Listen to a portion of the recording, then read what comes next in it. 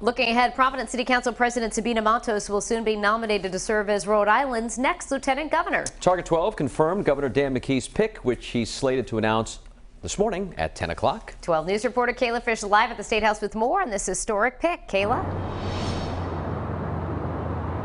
Hey, good morning. Sabina Matos has already made history in the Ocean State after becoming the first Latina ever elected to serve as Providence City Council president. Now she's slated to do it again.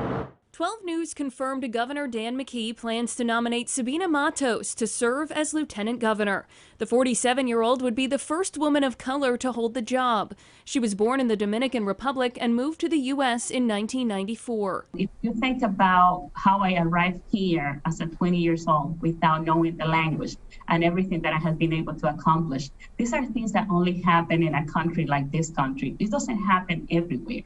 Matos was announced as one of 5 finalists for lieutenant governor last week and early on was considered by some to be the front runner, a term she told 12 News she doesn't like. I think I have always liked being the underdog. I think that's what has burdened me in politics. Almost everyone always takes me for undermine my chances. So when that happens, they're not paying attention to how I'm moving forward. 2 other people on the finalist list confirmed to 12 News they had not been offered the job. Former Central Falls Mayor James Diosa, who had been a finalist, took to Twitter to congratulate Matos on her nomination. And Matos would still have to win confirmation in the Rhode Island Senate. The decision also impacts leadership roles in the city of Providence. More on that ripple effect coming up in the next half hour. For now, reporting live in Providence, I'm Kayla Fish, 12 News.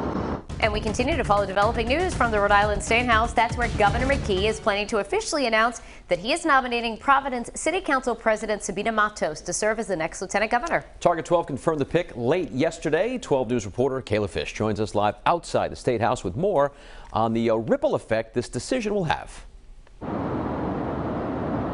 Well, with Sabina Matos likely headed to the state's second highest job, that means the Providence City Council's top leadership position and her council seat will now become vacant.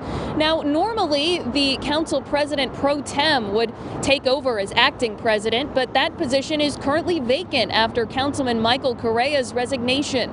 Instead, Councilman John Igliozzi will become acting leader per council rules until a majority of councilors elect a new president. There would also be a special election to fill Matos' Ward 15 seat, which covers Olneyville, Silver Lake, and the Valley Street area. I believe that this city, this state, and this country has given so much to me, and I just want to give back. And I believe that as a lieutenant governor, I'm going to be able to help not only the city of Providence, but other communities throughout the state.